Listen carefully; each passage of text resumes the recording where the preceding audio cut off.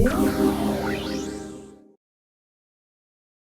everybody, this is Pick One, Pack One, everything you need to get your draft started right. I'm your host, Gavin McKay, and I'm here with my co-host, Paul J. Camo. How you doing, Paul? Gavin, I'm doing great. A little cold. Yeah, it's a bit chilly for May, but Yeah, we're going to be in summer soon, I'm sure. fingers crossed. I shaved and got ready for summer mode, and I've been freezing ever since. You traded in the top for a convertible, and now your Indeed. face is probably 3 or 4 degrees cooler Yeah. on most days. Yeah. I like the look though. You Thank you. definitely clean up well. Thank you. So, temperature aside, I'm really jazzed for some chaos. Some So, chaos. I'm really excited to talk about cubes and chaos and all kinds of other limited nonsense that we haven't devoted a lot of time to yet. So, this is a very different episode for folks because we're not going to be talking about premier drafting. We're not going to talk about your normal run-of-the-mill limited set today. We're going to talk about something much more exciting for some. So I hope everyone appreciates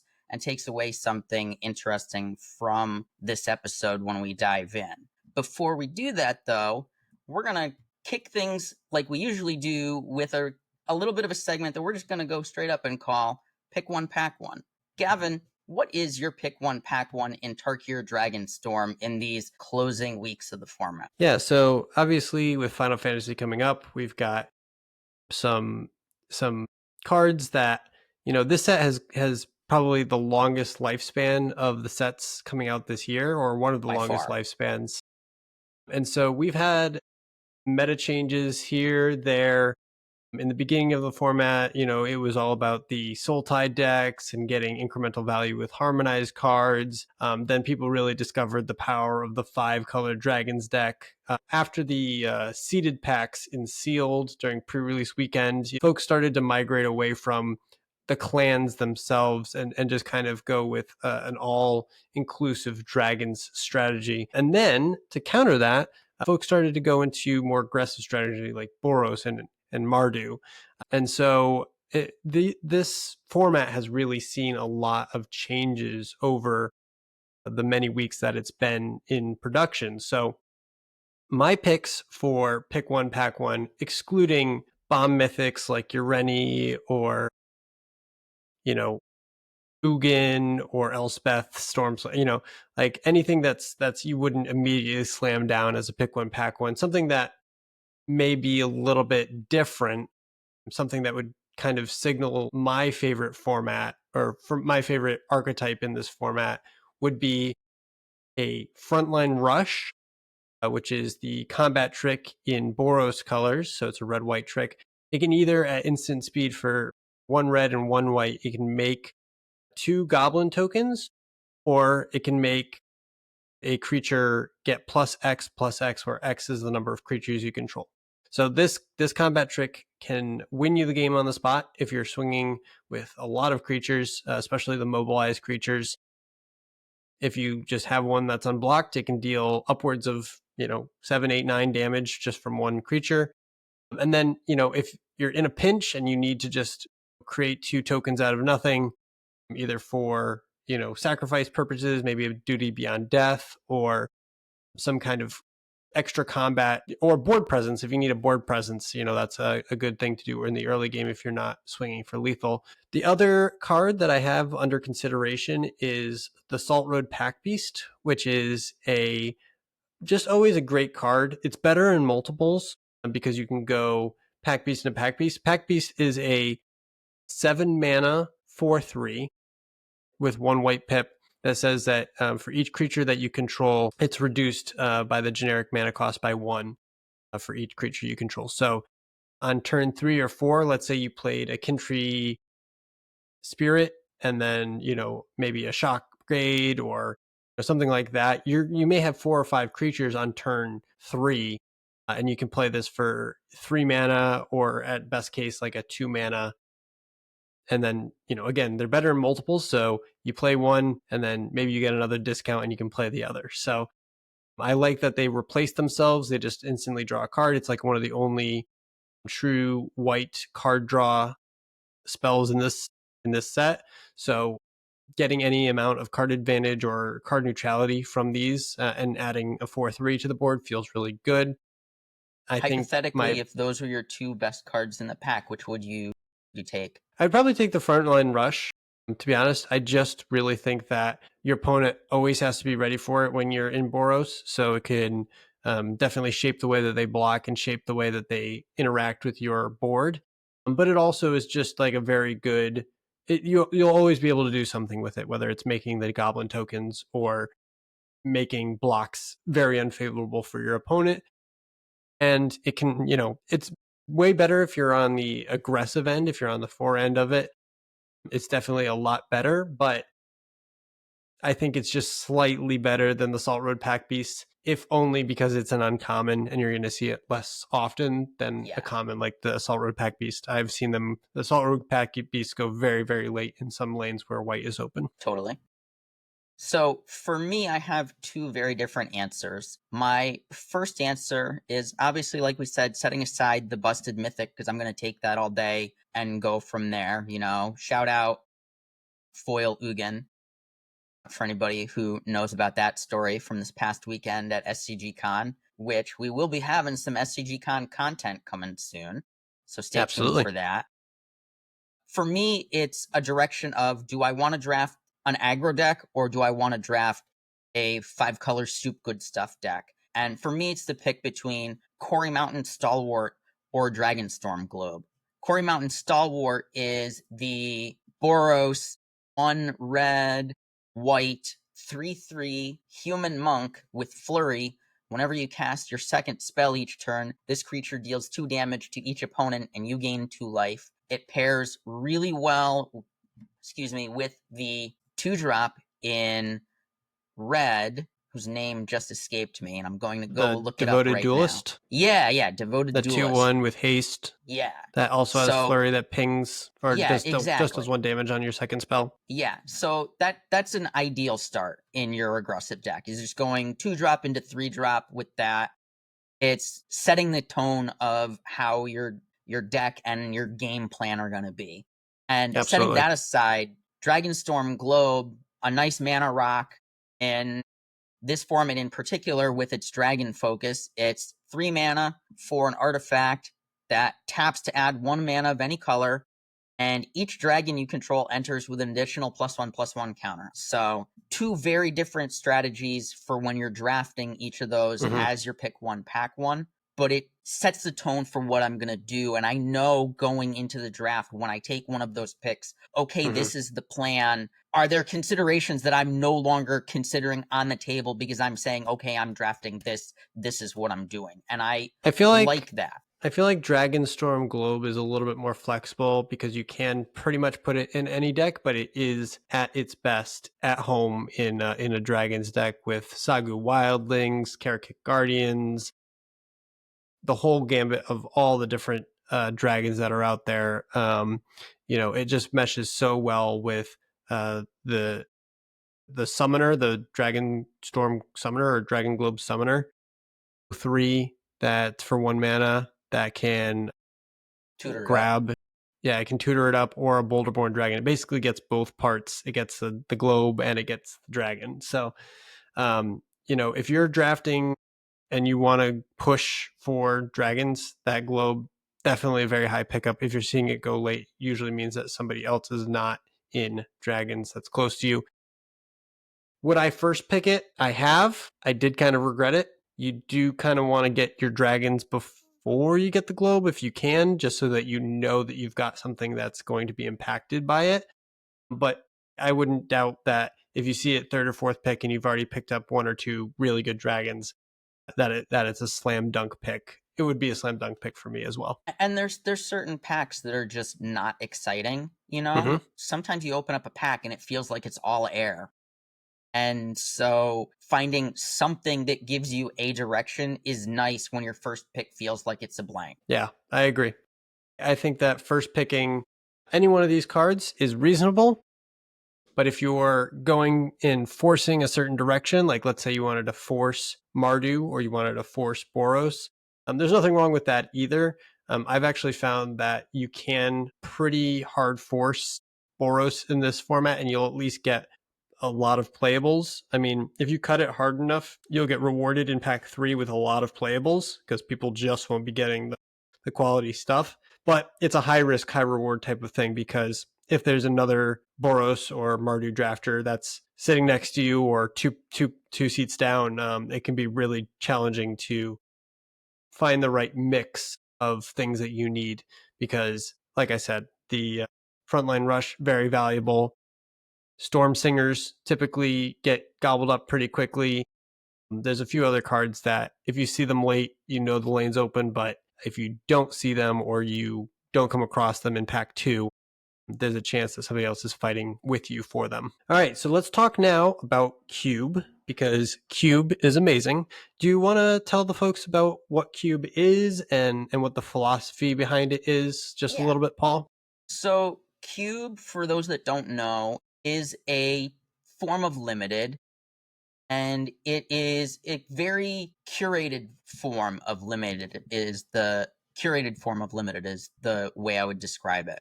Mm-hmm. So, what you do when you are building a cube is it's essentially a self-contained format.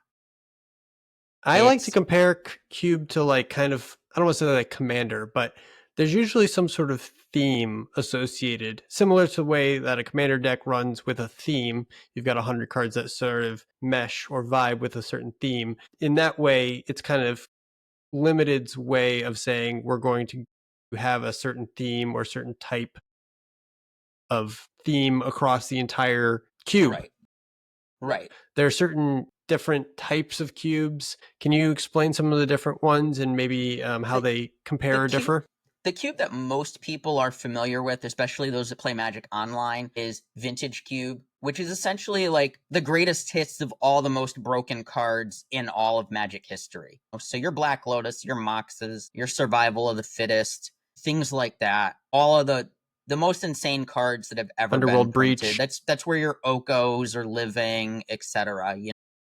And that's a But the lot of thing is, fun. you're drafting a deck with it though, so you have to put the deck together, and it's not a constructed format. I mean, you're building the deck as it comes, but with Vintage Cube, you're really left to your own devices as to because all of the cards are good, every single one of them. They're busted in the most busted way possible. But when you're building or playing a cube in this way, it really challenges you as a player and as a builder of a limited deck. What do you want to do, and what are you seeing is available to you? Right. And there are other ways to build a cube too.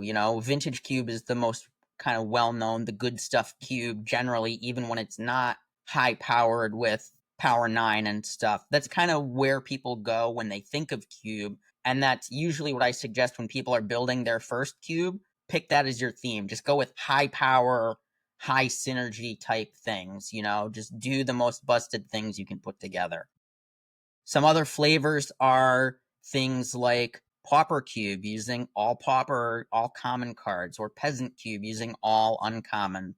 Those are some broad themes that are out there. I've even seen some cubes that go off of particular synergies like a counters cube. I know Exactly. that you have worked on a vanilla cube, which is a super cool concept there, where it just has vanilla creatures and you have to draft them, and there's certain interactions, and it's very combat focused.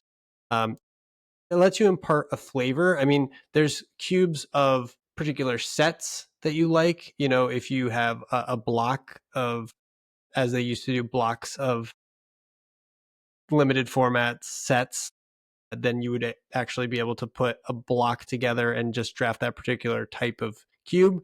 And then there's also synergistic tubes, like maybe something that would be like it's all spells, it's all spell slinger cube. It's something that it's focused mostly on a particular plane like Ixalan, or it's something that's a dinosaur cube. There's a million different ways you can build a cube. The most important thing is that when you're going into it, that you have kind of an idea of the theme and rotate around Yeah. that theme. And so the actual logistics of you building a cube is usually picking the size of the cube and picking what your theme is to start. So typically a cube is going to be around 360 or 540 cards. It's going to be enough cards for 8 players or enough cards for 12-ish players so that you've got some variety mixed in and that you're not just drafting the same cards all the time. And So I so like when you're to oh, go ahead. I like to err on the size of the cube being dictated by the theme personally. So if my cube is going to just be, I don't know, I just want all the best cards in standard, you know what I mean, as a theme, I'm probably going to keep that a really tight cube of just 8 players, 360, not add any frills to that. But if I'm going to do something super crazy, like maybe all playtest cards or Mm, something along those lines, you know, I've that's got a a cool cube I've idea. been working on putting together for a while now that's kind of the wacky cube. It's all of the playtest cards, it's all of the silver bordered cards that are not dependent on other cards, not parasitic mechanics. So no stickers, stuff like that, no hosts and augments, but all this stuff is just generally fun for like your beer and pretzels Saturday night draft experience, you know? Right. So what we're looking at here, though, is you have the ones that we just mentioned. I have a team draft cube where there's a team draft cube that me and my friends play quite a bit, which is a 4-on-4 competitive cube where it's pretty high powered. And then there's also a commander cube that I play where you get to draft your commander and then build your commander deck. It's going to be 60 cards instead of 40, but you can craft your cube however you'd like and whatever archetypes that you like to build with. You can even make things like monocolored cubes and have specific devotion type cubes where you're trying to, prioritize a particular archetype, like maybe oops all counters. That would be the most frustrating cube I could possibly think of, but I'm sure somebody's got a cube out there built with oops all counters I mean, type if you of were to deck. take Dan and expand Dan into a cube, Hmm. that could be something, you know? What is Dan for those that don't Dan know? is a whole separate format. It's a shared deck, shared graveyard format, and the only creatures in the format are in the deck are Dans, which they 4/1 fish for 2 mana that you are required to have an island in play. There it is. Yeah, people always think it's the boat, but it's not the boat. It's the fish that you can barely see Fish under the underneath. water there, about to jump out and eat what's going on. It can't attack unless the defending player controls an island. When you control no islands, you have to sacrifice it. We usually play Magic essentially with a shared deck, shared graveyard, and especially assembled deck, where the only win cons are 10 copies of Dan. And we play 5 Dan hits kills you, because that's just how Magic life math works of 20 down to, divide by Yeah, 4, but the the but the power of priority Dan. here when you're talking about Dan and Cube together is that there's a theme here that Dan is the primary way that you interact with your opponents as far as dealing damage to them, but the actual interactions are mostly like memory lapses and card draw and getting incremental advantage by countering what your opponents are doing. So the actual gameplay of it is a lot different than most people expect to start. But Yeah, the actual building of a Dan is similar to the way that you would build a cube, right? Because you have exactly. certain Exactly. certain You can spells think like of both of them like they're both self-contained formats, whether it's your Dan deck or your massive cube that you're drafting with multiple players versus your Dan deck that you're playing with 2 to 4 players.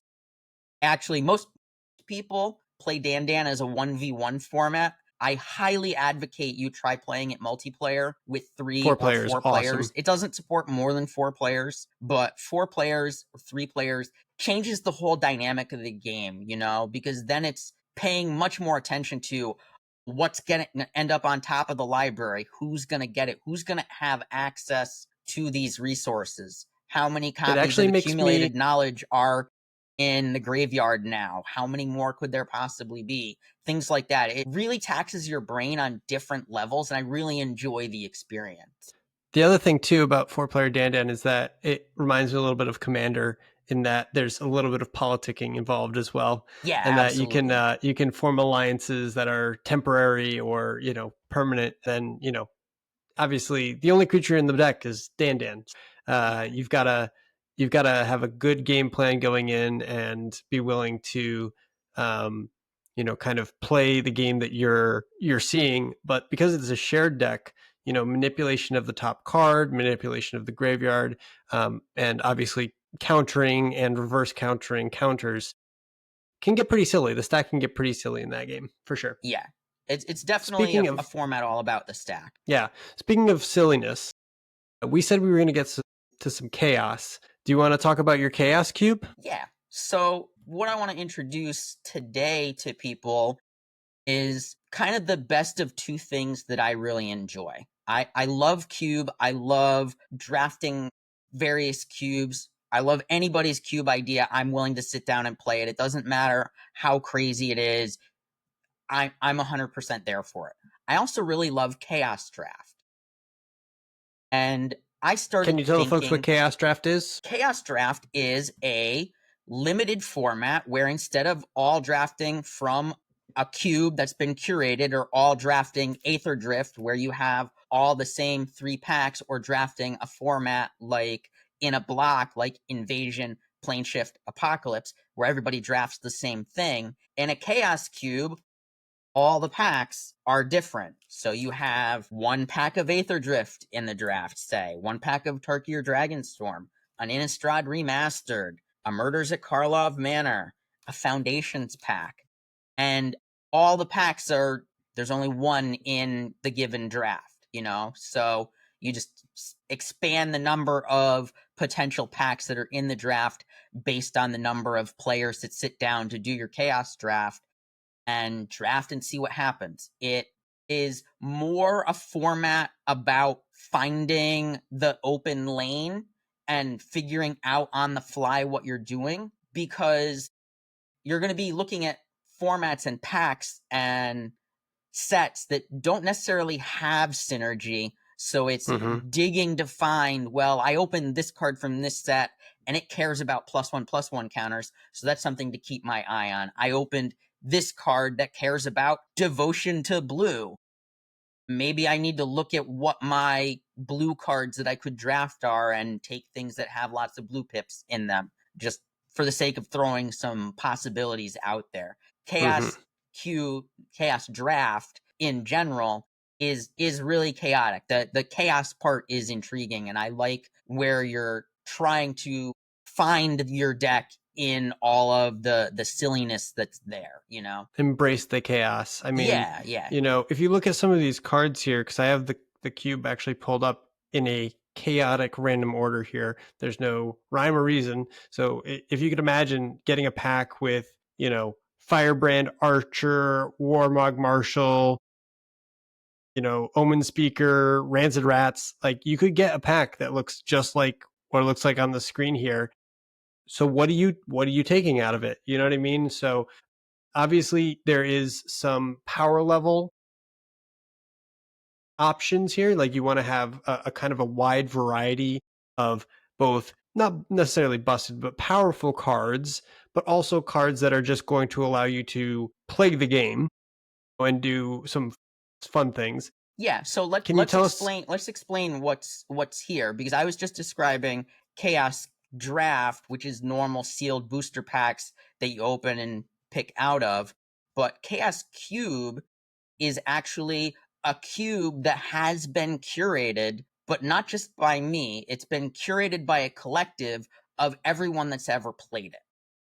Amazing. And it continues to evolve every time that it's played. And part of the idea for that came out in that I really enjoy the idea of limited leagues. I really enjoy it, particularly sealed leagues, where every week you add a new pack to your pool and you keep building and evolving your deck over time. That idea always scratches a certain itch that I really enjoy that about that element of Magic.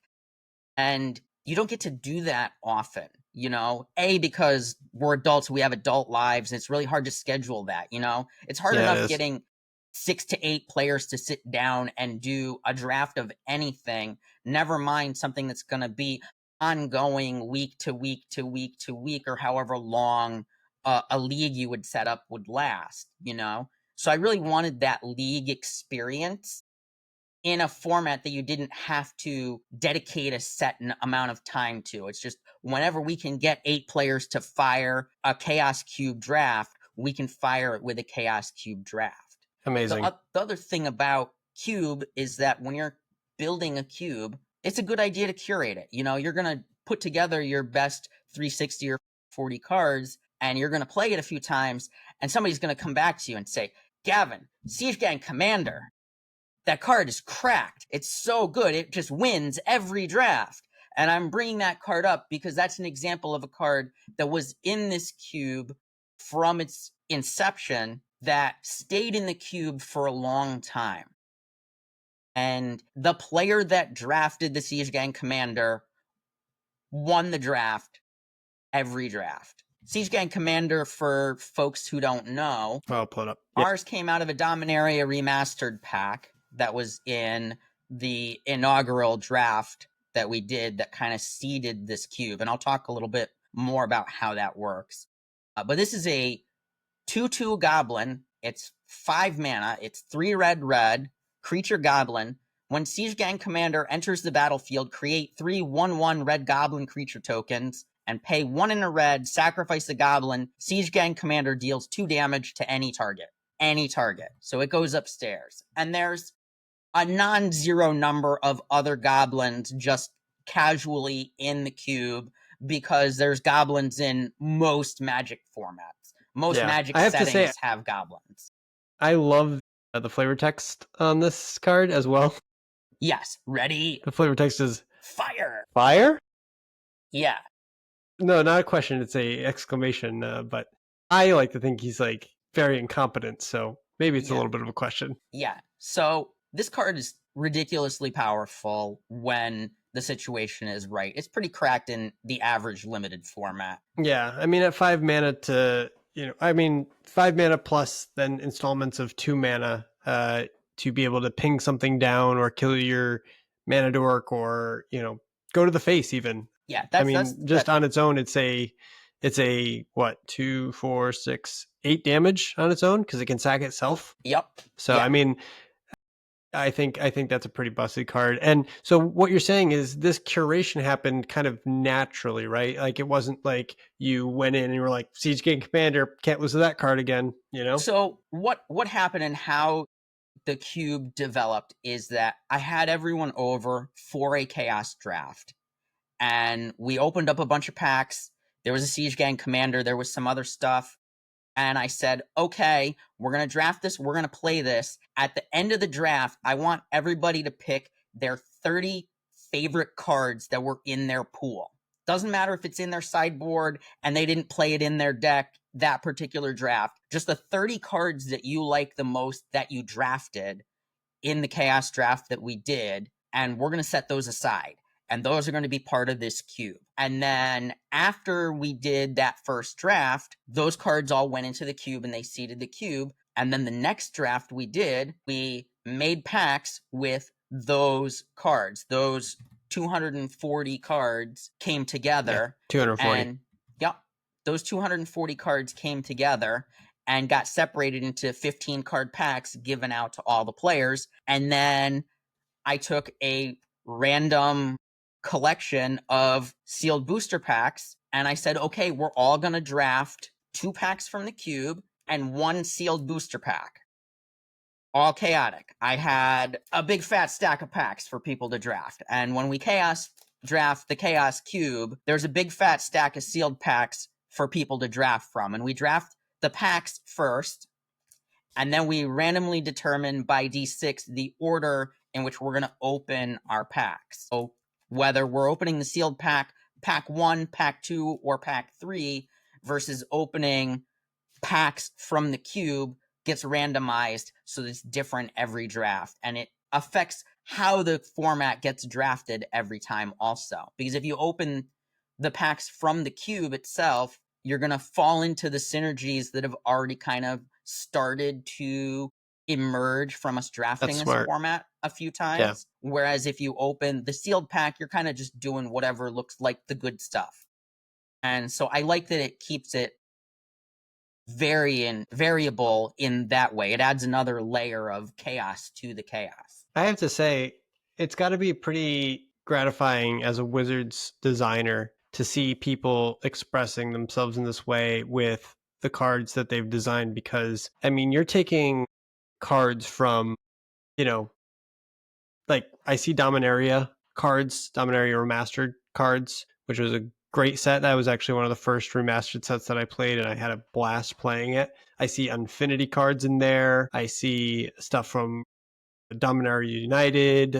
I mean, like really, it's all over the place in here. And the fact that they all still work and function, and there's nothing really in here that hasn't been curated to produce fun and to produce good games. I mean, I don't think that there's too many non games, right? I mean, like everybody's able to draft a deck that works, right? Yeah, everybody's able to draft a deck that works. And that's one of the things when we get to the end of a draft and we're looking at people's pools and people are deciding what are the 30 cards from my pool that I want to feed to the next draft.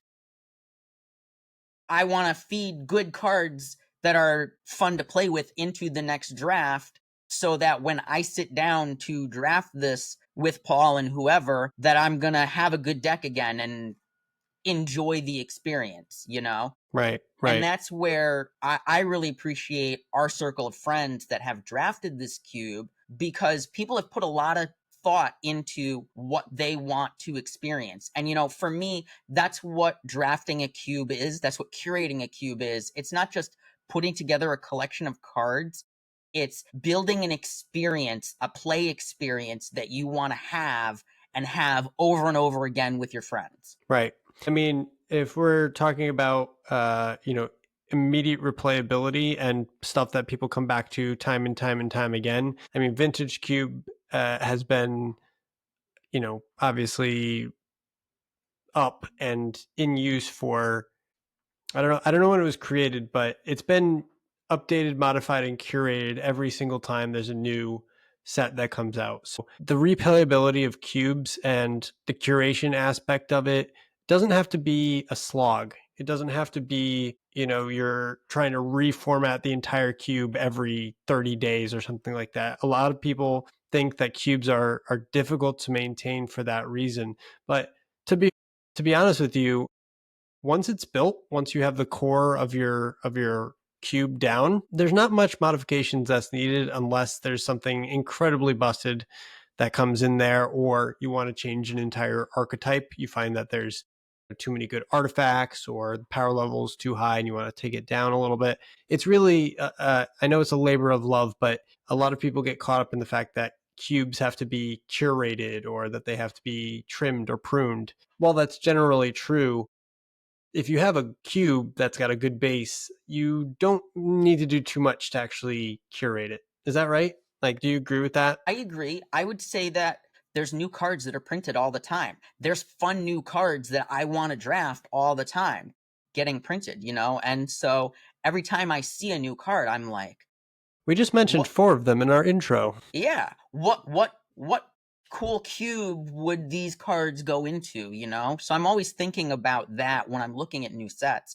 not just looking at how good are they in their self-contained limited format that they were printed in and meant for, but what are the potentials of them in cube? Where do I see them plugging in and how? I'm always interested in that. I'm very interested in the infinite possibilities of the theming. Like, I can think off the top of my head of quite a few themes. Like, you could do a D&D themed cube where it's, Absolutely. classic D&D monsters and that you have some adventurers. You could do a cube where it's just iconic green creatures. You've got your grizzly bears and other iconic kind of green creature cube. I know you have your vanilla cube. Yep. Can you tell us a little bit more about that? Yeah, vanilla cube is a collection of vanilla creatures from throughout the history of Magic. It's not all of them because there's actually so many of them that have been printed over time, including as recently as Aether Drift, that you can't include all of them and still have room for other stuff. And I wanted a cube where you would draft the whole cube, so it's a solid 360 cards. You're looking at what's there, and that's what it is. But I wanted it to be vanilla creatures and all of the best combat tricks and interaction in Magic history. So no removal was the big theme, kind of gimmick, for lack of better words. Apart from all vanilla creatures, it's kind of like we're going to duel, the first person who blinks loses type thing. Put your creatures into the red zone and see what happens. I feel like there are some. I mean, obviously, I'm sure green was pretty busted, is pretty busted because they have above rate creatures oftentimes, but it's one of those things where you can give advantages in some ways and kind of take away in other ways to make it very fair. But the fact that you can just get all these iconic vanilla creatures and craft that amazing experience, I'm really interested in your invasion block cube as well. I drafted that with you a few weeks ago, and that was an absolute blast. I've never played invasion block before or any of these cards before, and just had the most fun time just exploring these new cards and this new archetypes. And Gavin, Invasion Block Cube, for those who don't know, Invasion was the first limited format that I learned how to draft. And so I have a very strong fondness for Invasion, Plane Shift, and Apocalypse. They get drafted together as a block. And so for folks that are looking for a cube experience that they don't have to curate, I would say pick a limited format that you're fond of and build your cube around that. I I know I that when we wanted were we were talking to folks about all of their favorite draft formats. Small spoilers for those of you who haven't seen the videos, but we were asking people what their favorite sets of all time were, their favorite limited sets, and a surprising number of them said Cons of Tarkir, you know, and Tarkir in general. So I feel like that would be a really cool starting point for a Tarkir draft cube experience as well. Yeah, definitely. Definitely. For me, for Invasion, what I really wanted to do was capture the feeling of drafting 25 years ago and opening those Invasion packs, because we did a throwback draft at the LGS tabletop shop, shout out, Tabletop Gaming Center, shout out. Yeah, absolutely. And we did draft OG Invasion Plane Shift Apocalypse. This was about a decade ago now, and it was somewhere in the ballpark of $60 to $100 per player to draft it then. It would probably be quadruple that now to draft that format if you were to buy actual booster boxes at $2,000 minimum and up per booster box to have that experience. We're not But I Jeff Bezos have almost drafting over all of the here. cards in more than quads just because I've drafted that format so many times. And I said, you know what? I want to draft this format for the rest of my life. Let me build a cube that includes all of the cards necessary to duplicate that experience. So there's one copy of every rare in the cube, two copies of every uncommon, and four copies of every common for all of the cube. And you shuffle up and build packs like it's 25 years ago. It's an invasion pack. It's got one rare, three uncommon, and your common run to make 15 cards. And you crack them and play. I It takes mean, some time to curate that experience because I have to randomize all the various rarities and randomize the packs and put mhm, them all together. mhm. But getting to relive that experience of drafting Invasion, I love it. And we get to do that all the time now with our group of friends. You got to Yeah, experience it. absolutely. I mean, I couldn't have been drafting that set when it came out. I don't have that nostalgia for it the way that you do. But I could sense when I was drafting it that the love and the care and the passion that you had for the game shone through in this cube, and I did feel like I stepped into a portal, a time portal, and went back and was able to draft this as if I was in an LGS, excited for these sets to come out and for me to be able to draft them. And you know what? That's what Cube allows you to do. I mean, really, if you are passionate about something, if you have great memes, if you've got amazing passion for something else, go for it. Go for that draft deck. I mean, we both love Foundations. It's in our favorite draft sets of all time. I could definitely see a Foundations cube or kind of a core set cube where the core sets and Foundations would kind of be a part of that, could also be represented. And I feel like that would be a very good Magic experience as well. Or maybe you like the higher powered stuff and you want like Modern Horizons, Modern Yeah. Horizons 1, 2, and 3. I feel like you could curate a better draft experience for that than the Modern Horizons 3, which was marred by a little bit of writhing chrysalis stuff. But, I mean, you can fix those problems. You know what I mean? Like, if you didn't like something about a certain draft format, you can take it out. You can get rid of those cards. You can make it a more fun experience. And the fact that you're able You to get to role control play that, as Wizard's designer. you You get sure to put do. on your Morrow cosplay and Mm-hmm. build the limited format of your dreams. Build the future that you want. Exactly. I think that's really great. Is there anything in the cube that you wanted to talk about? Any particular cards or synergies or anything that's special to you about this? I kind of showed it on the screen in the background here while we were talking about the cube, but this thing is incredible. I mean, I see stuff from all over the place in here, and when you get together and you are able to add those extra packs and those extra cards to the chaos, I think it leads itself to a cool draft experience. Like I said, see some silver borders here. Yeah, so there's some unstable. There could be some Unfinity appearing in the cube at some point. I see Pyrexia all will be one here. There's a Kamigawa Neon Destiny. I mean, that's one of your favorites as Yeah, well. definitely.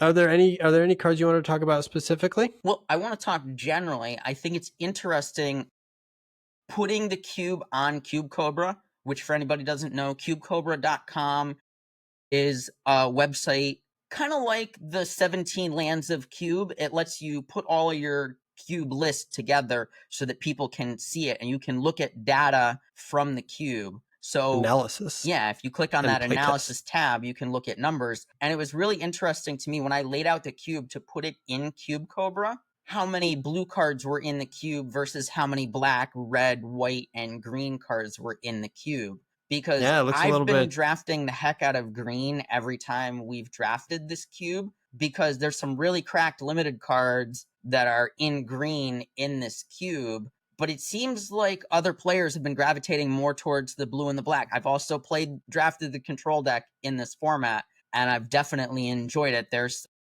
some sweet bombs in there. Pearl Lake Ancient, shout out Pearl Lake Ancient. You're one of my favorite control finishers of all time. Pearl Lake Ancient. Let me pull that one up for our viewers here. Look at the visual spoiler, and we'll go to blue. What's the There you mana go, right in the CMC? middle. You just went by it. Go up one row. It's the big snake, 7 mana. Pearl Lake Ancient. Yeah, Yeah. can't be 5 countered. blue, flash, Pearl Lake Ancient can't be countered, prowess, return 3 lands you control to their owner's hand, return Pearl Lake Ancient to its owner's hand, then it's a 6/7. Wow, that is the definition of a finisher for sure. Yeah, I that's was gonna say the one other of the best thing control that finishers in the cube. really kind of blows my mind is that you don't have to spend a lot of money to make a good cube. No, You not really at all. don't. Magic has cracked the code when it comes to cheap commons and uncommons. I think that there's a lot of very playable cards if you're looking to play Magic instead of collect Magic cards. Obviously, there are some cards out there, Yeah, if you're talking vintage cube, that can get up there in price for sure. But if you're just doing a pauper cube, like you mentioned earlier, or even other types of cubes, I mean, you're not going to be spending a boatload of money on these types of cards. you A lot can, of but you this is certainly don't bulk. have to. Right, you Yeah. certainly don't have to. I mean, it would be kind of cool if you played a all expensive all expensive cards. I can think of a video that comes to mind, which is the Tolarian Community College video where they basically built decks to try to annoy the professor as much as they could. And so they played cards that were either in a different language or didn't have the text of the card on it at all, or didn't have any sort of mana symbol value, or was just an art card, or there was something else that was specifically designed to annoy him. But I think that would be kind of an interesting cube as well if you did alt arts, or you did different types of cards that had various, maybe you could do different planeswalkers. Like there are 5 or 6 different Lilianas, there's 5 or 6 different Jace, there's quite a few Ajanis, you know. There are a lot of themes and a lot of ways that you could take cube. And because it's so versatile, like it's one of the best ways you can play limited Magic. Absolutely. Period. End of Absolutely. sentence. It gets to kind of the essence of what limited Magic is in a certain way, for lack of better words, because it is whatever the players want it to be, you know? Hmm. And Yeah, so it's a lot that's where the more. enjoyment comes from me, is that we're crafting an experience that we want to enjoy ourselves and we want others to enjoy as well. Yeah, I mean, to be honest with you, just looking at this list in its entirety, I think there's a lot of stuff that I would like to do. I think when I drafted this cube, I drafted a specific archetype, which is I'm going to burn you in the face. And I drafted all the cards that I could do that, just like the shocks, Kami's Flare, Volt Charge. I mean, every single burn spell that you can burn, go to the face, I drafted and tried to burn my opponents out. But that's not going to work every time. You know, if there's some other people that are drafting the same thing, but you can just pick an archetype and go with it. You can try and do something pretty funny or something pretty cool. When we drafted the vintage cube at this past Magic Con, SCG we Con, yeah. SCG Con, I was able to do the Lutri Time Walk combo where you flash in Lutri, which can copy a spell on top of Time Walk and take 2 extra turns. That's sweet. I don't think that there's anything more powerful in Magic other than maybe Emrakul taking your opponent's turn than taking 2 turns yourself in a row. So that's the kind of stuff that Cube allows you to do that you're not really able to pull off in any other format other than like a constructed deck that is intentionally trying to do those things. But constructed is, once you've built the deck is kind of done. You know, you don't really get additional play patterns. You don't get additional deck building. You don't get additional, maybe there's some sideboard stuff, but once the core of the deck is together in any constructed format, it generally stays that way. Whether that's a commander deck or a modern deck or a standard deck. I mean, standard changes a lot faster than the other ones, but certainly once you've built a constructed deck, you're doing a thing that you like to do, or you're doing something that you have decided you're good at and you want to play this way, whether it's a combo deck or something else. It's one of those things where, you know, that's kind of the end of it. You go and you play other people that are either playing the same deck as you or something pretty close, or another archetype in that format. So, like you said, to throw chaos in the air and be able to capture novelty each time, the same way that when you go to the LGS, again, shout out to Tabletop, when you go there and you're opening brand new packs that you've never seen before, and you get whatever you get, you have to build something out of it, and that building part is always the most fun for me.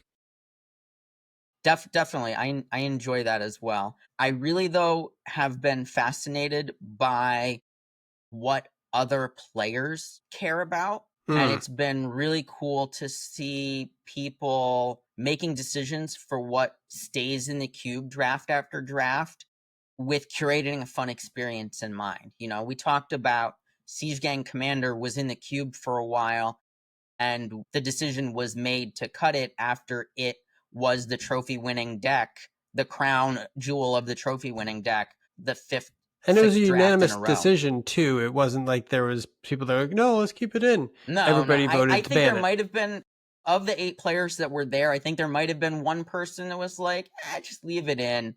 every cube's allowed to have the best card in the a best card in the cube.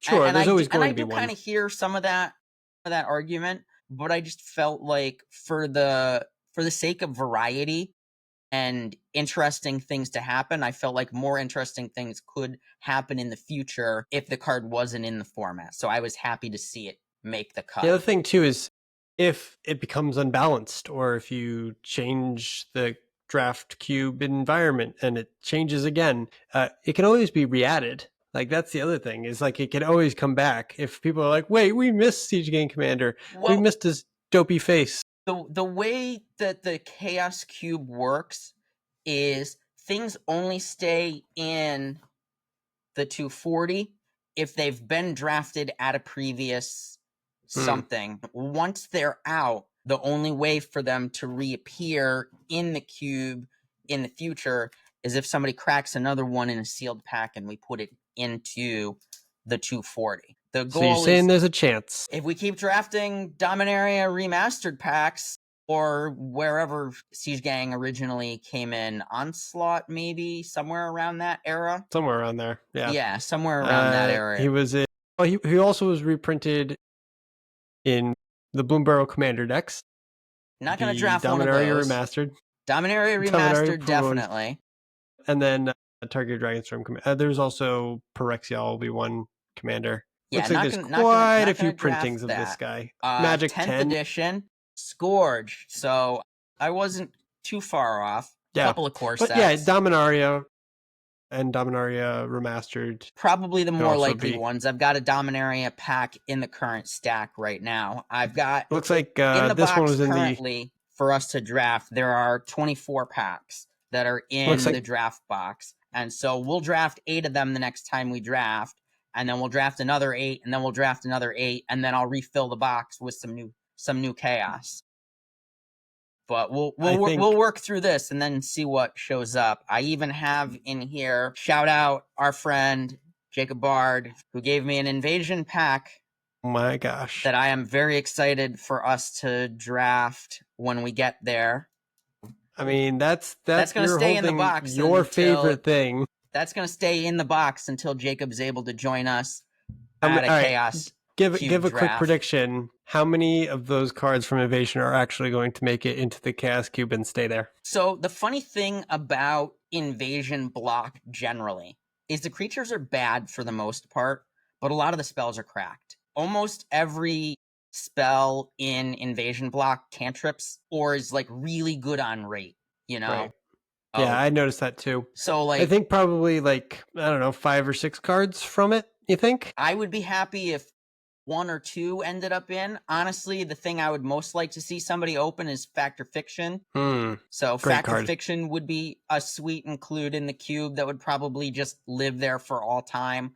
Opt would be another thing that is cool that would stay in there. Honestly, there's quite a few things that you could draft that would basically make an auto include. I think people would just really like those cards.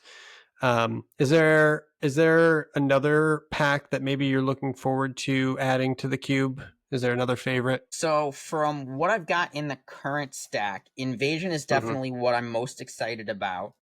But we also have a conspiracy pack that is in the mix currently. And I'm very excited for all of the cards that mess with the draft. So there's Librarian, Cogwork Librarian, that whole cycle of things that care about when you draft them, do a thing, or as you draft them, do this. You know, I really like that. Most of what's in here is a smattering of the last 5 to 8 years of Magic, essentially. So we've drafted everything from, I think OG Theros is in the mix here because we drafted that. We drafted Khans and Fate Reforged in here at times. There's Unstable. There's OG Dominaria in the mix in the current stack from what we've drafted. I'm not sure if there's a way to look at the actual sets that they came sets from. that are in there. Yeah, it's also skewed because when I added it to Cube Cobra, it defaulted to the first printing, because that's just how I Mm. have the settings set. Well, And that's so super there's a nice that stronghold shock in there. it tells you what tokens Yeah, you need. Cube Cobra tells you what tokens you need. It's really sweet. That's a pretty cool one. Look at that. Look at that little squirrel. Yep, that's your unstable Cool. squirrel. That's amazing. Well, I think that obviously having all this data is great.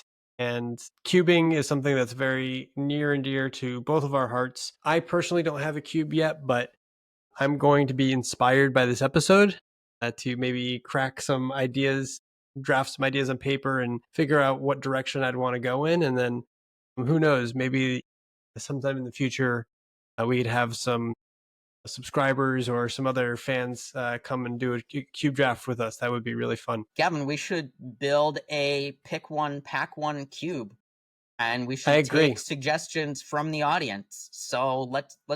I'm throwing that down right now. Mm, We're gonna build a pick one, pack one cube. Everybody, mm. throw us out what you want to see. Hit us up on email. Hit us up on Blue Sky. Tell us what you Where else can they find want to us? see in the Instagram, format.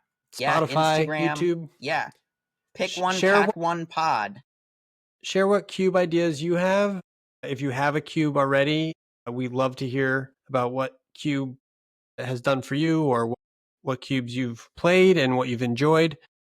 Don't And forget to if you want to get inspiration for your own cube, go on cubecobra.com, look at what other folks have done. You can check out my creations and my creations in progress. My username on Cube Cobra is my last name, my first name, and my middle initial. It's Comeau Paul J, COMEAU Paul J on there. So you can see what's currently in the Chaos Cube and whether or not it'll survive. Yeah, I mean, it's a fun thing to do. We love it. We hope that you guys enjoyed listening to a little bit about our cubes and cubes in general. We hope you get inspired. We know that Final Fantasy is coming up around the corner, so be aware that we're going to do a draft primer, a draft compass, the removal episode as well, where we go over some of the archetypes and the ways that you can interact with your opponents. Don't don't forget to like and subscribe, follow us. But with that, I think we're all set. Paul, do you have anything else? I would just say, let us know that you liked this episode or what worked and what didn't work for you, because this was a little different than what we normally do. So talk to us about it. If you want to hear us do more episodes about Cube, getting into some nitty gritty stuff, I would love to do that if there's interest too. So, Absolutely. Yeah, tell us what you like, what you think of the episode. And obviously, we're gaga about it, but we want to hear if you are gaga about it as well. With that, we're going to move to the end step. We're going to pass the turn, and we will see you all next time. Thanks so much for listening. Bye bye. cheers.